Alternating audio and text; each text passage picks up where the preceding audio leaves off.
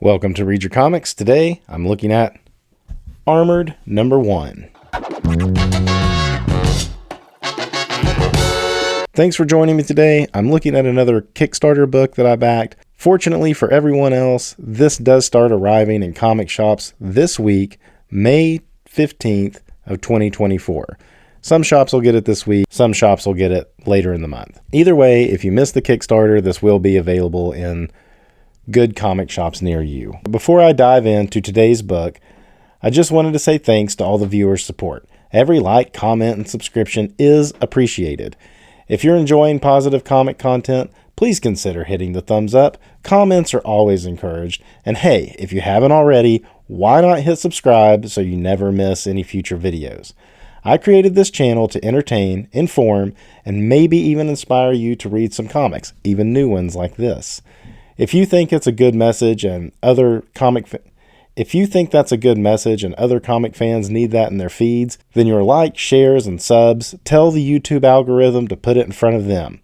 Now, let's get back to today's video. So some background on why I backed this campaign. I've been a regular part of the comic community on Instagram since 2019-ish or so, and I met the author of this, Michael Schwartz, through Instagram as just a comic fan. He has one account at 50 Cent Comic Collector where he just posts books that he buys. And through that community, just talking about comics and stuff, we hit it off, started DMing each other, and he told me he was working on a comic.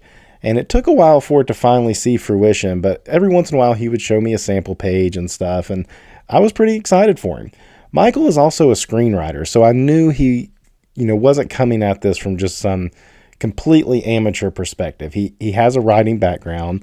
He most recently worked on the R.L. Stine project, Zombie Town, with Dan Aykroyd, Chevy Chase, and Maddie Monroe. So like I said, Michael has the chops to pull something like this off.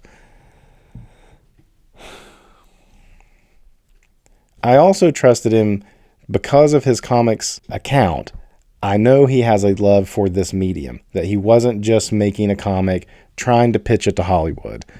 Not that I think there's anything wrong with that necessarily, but I think it comes through people's work when they are actually making something for the medium in which they are first putting it out there. Stephen King doesn't write books to be movies. He writes a book and then Hollywood picks it up. Some of the best non-superhero movies based off of comics come from people like Dan Clow's Ghost World, who he just made a graphic novel and Hollywood picked it up. So, I had a lot of faith in that Michael was writing a story for the comic book format and his passion would just shine through it. And that's what happened. He was able to get Jay Lee to do a cover, which is pretty awesome. Seasoned professional there. He got some pretty cool quotes from R.L. Stine on the back and Dan Aykroyd. Even the artist, Ismeal Hernandez, gets a quote from Frank Quietly complimenting his style. The book, I was pretty happy with how this book was printed too. The cover is like not super thick, but thicker than what like Marvel and DC do these days. And I like that it has this matte finish. Like if you can see in the light, it's not super glossy, and I really like that. I like the matte finish on the book. The interior pages too are, a nice heavy stock as well. And you get a full 30 pages of story here. There's no ads other than a couple pages in the back that are more or less promoting the publisher Clover and future issues of this. Now, I will say this isn't a typical, it's not really a superhero story. This isn't a typical superhero story.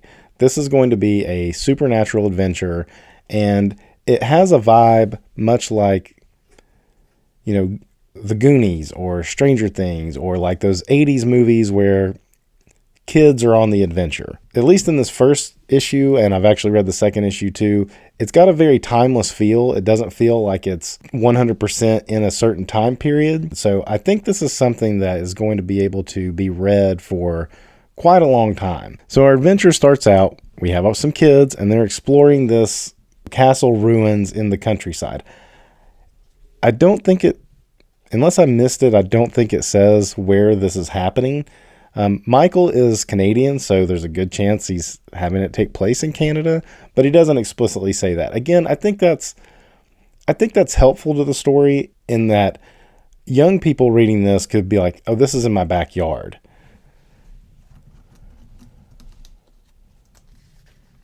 So the kids go to explore these ruins, and they're just kind of messing around, being kids. I could totally see myself of doing this at this age. And all of a sudden there's this giant smoke monster that gets one of the kids and throws him off the side of the building. I think Ismeal Hernandez is doing a great job with these color palettes on this, and it'll change through the book, but it really sets the tone of what's happening in each scene. I was happy to hear Michael tell me too that this is physically painted. It's not digital, and I was kind of happy to hear that. I don't have anything against digital art.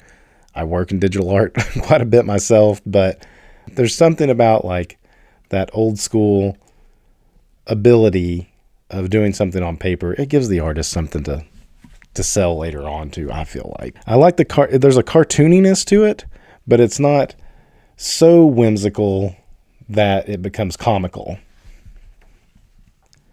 Like this monster still has like a scary vibe to it. So this other character, Miles, is thrown off the side of the castle by the smoke monster and has a very tragic end right at the beginning of the book. Great perspective on this one right here of the boys looking over the side of the castle's battlement. Pretty gruesome, really.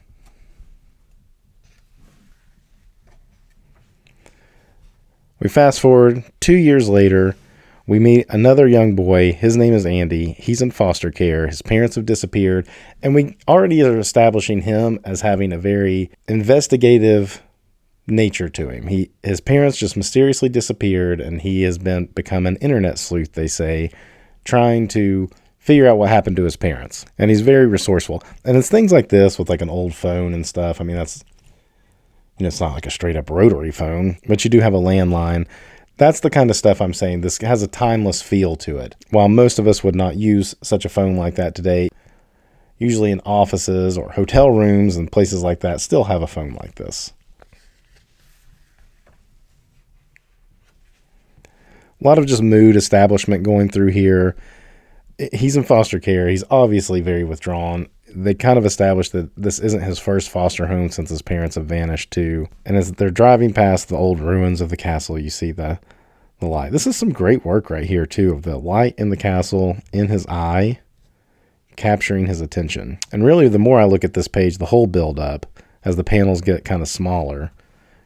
Solid layout by Hernandez. Then as we introduce the boy to the house, it turns out that the foster parents are the Miles character that we saw fall to his death.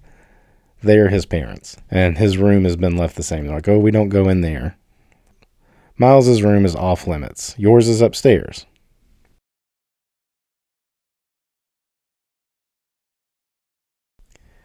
Now he is introduced into the local school.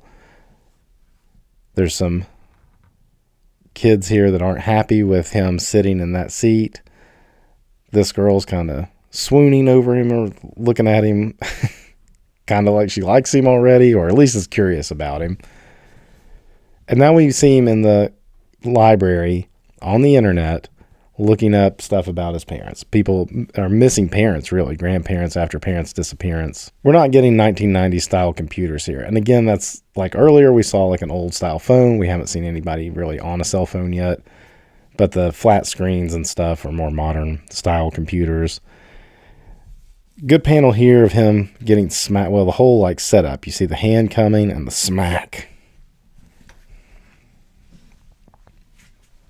And these are Miles's buddies who were with him at the castle when he fell. The girl steps up and kind of runs him off, and she explains like, they think you're replacing Miles. You're coming into class, you're sitting in his seat, although it's been 2 years, but you're living in his house.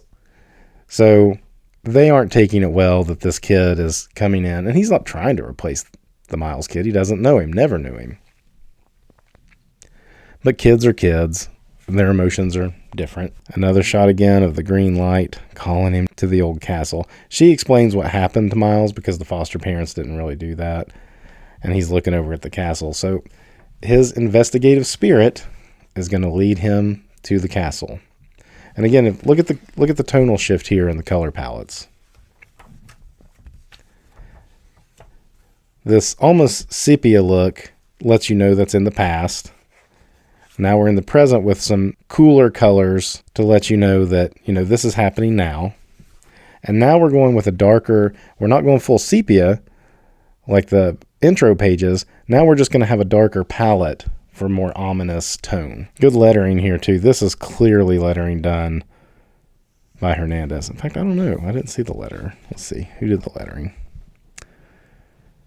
Ferran Delgado and the logo design. This is clearly done in the artwork, that lettering. This is not. This is added.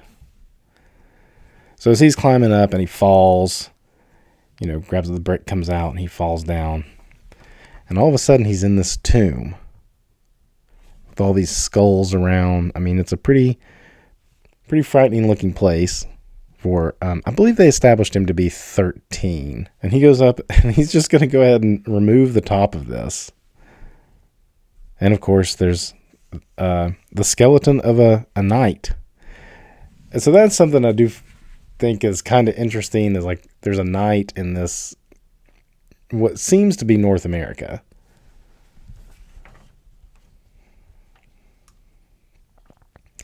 He's got this crest. And the kid is drawn to this stuff. You might be like, why would he do this? Why would he do this? But I think it does a good job with the castle and the light shining in his eye that he's just drawn to it. So as he takes it and he's kind of like rubbing it with his finger and pushes a button, and all of a sudden this mystical armor envelops him. And it looks pretty cool.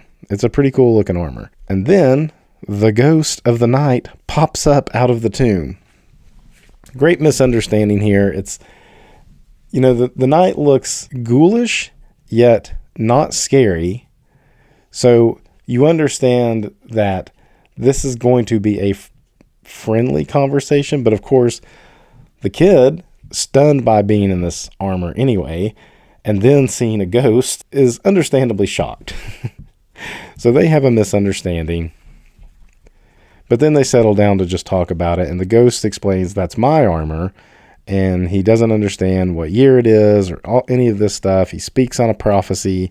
He tells him how to turn it off, and of course the prophecy is something to do with being a chosen one. But I like how the sword is kind of sort of flaming with like a blue flame.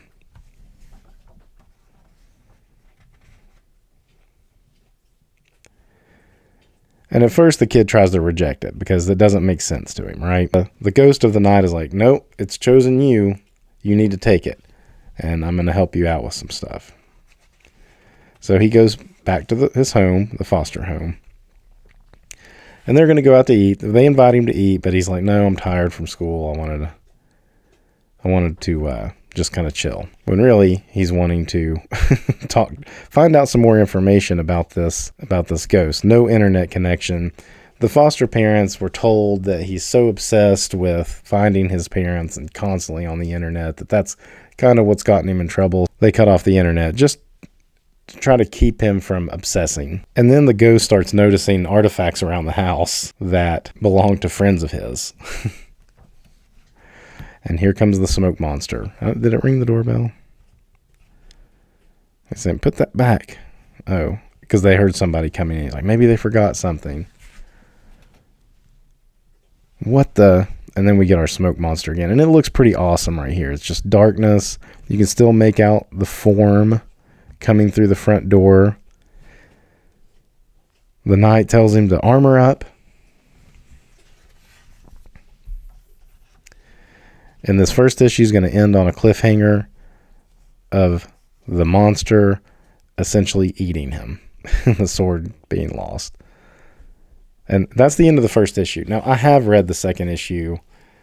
I don't have a physical copy of it yet. It's a lot of fun, too. I read this to my kids, and they loved it. They loved it so much that they have been begging to know when the third issue is coming out. And I should say, my kids tend to not really like scary stuff, but they didn't feel really scared by any of this. They thought the knight was funny. The monster wasn't too frightening. So nothing about it really was, overly sensitive to them necessarily. But I think Michael has something special on his hands here. I think when this is all said and done, he should have a nice timeless tale that can be collected for young readers and those young at heart. But that's all I've got for Armored Number 1. You can find Michael Schwartz on Instagram. I'll put his information down below. And he is also the co-host of the Wizards podcast, which looks at old Wizard magazines and discusses things and the books and everything that's happened around that particular month's issues. Be sure to check him out. All that information will be down below.